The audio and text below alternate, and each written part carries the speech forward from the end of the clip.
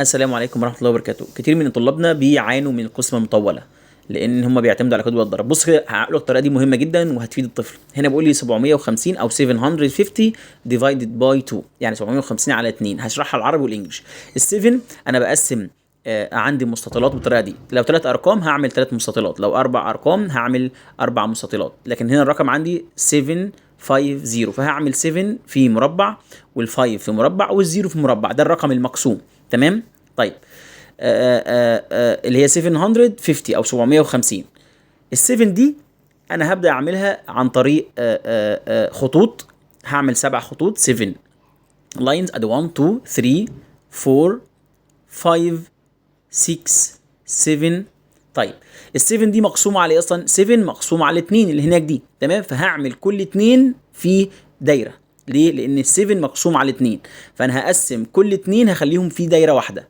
فهعمل الاثنين دول في دايره in one circle. تمام. والاثنين دول في one circle. تمام.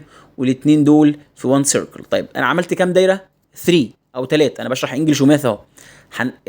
وهيفضل 1 ل 3 3 دوائر هم 3 سيركلز. هنزلهم تحت. ده الناتج الجديد بتاعي. تمام. وفاضل عندي في الخطوط اللي انا عملتها باقي 1 هطلع بيه فوق جنب ال5. تمام. وهعمل اللي عملته مع ال7 في ال5. هعمل عندي 15 لاينز، هعمل 15 خط من جديد. تمام.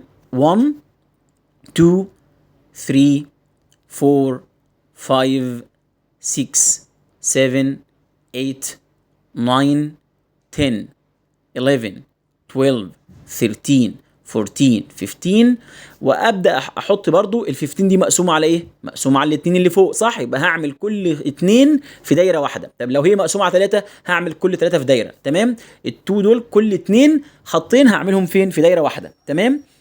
زي ما انت شايف كده، كل خطين في دايره واحده، لان انا قاسم اصلا الرقم مقسوم ال15 دي مقسوم على ال2. يبقى هعمل كل 2 في 1 سيركل، او كل 2 لاينز في 1 سيركل. كل خطين في ايه؟ في دايره واحده. عملت كام دايره؟ عد معايا كده. 1 2 3 4 5 6 7. عد كده معايا. 1 2 3 4 5 6 7. هنزل بيها تحت. تمام. هكتب الناتج 7. فاضل معايا كام ليفت؟ 1 ليفت، يعني واحد فاضل في الاخر. هاخد ال1 ده واحطه فين؟ واحطه جنب الزيرو فوق. تمام. اللي هو باقي الناتج بتاعي احطه ايه؟ فوق. تمام. ممكن على طول تقسم 10 divided by 2، يعني 10 على 2 فهي الخمس. سهله. مش بعرف اقسم، هتعمل برضو 10 خطوط او 10 لاينز. 1 2 3 4 5 6 7 8 9 10. برضو ال10 دي مقسومه على ايه؟ او ال10 دي مقسومه على ايه؟ ال10 مقسومه على 2، فبالتالي هحط كل 2 في دايره. لو ال10 مقسومه على 3 هحط كل 3 في دايره. لو 10 مقسومه على 4 هحط كل 4 في دايره، حسب المقسوم عليه اللي هو الاثنين. ده اسمه المقسوم عليه. 750 هنا ده المقسوم، و2 هي المقسوم عليه.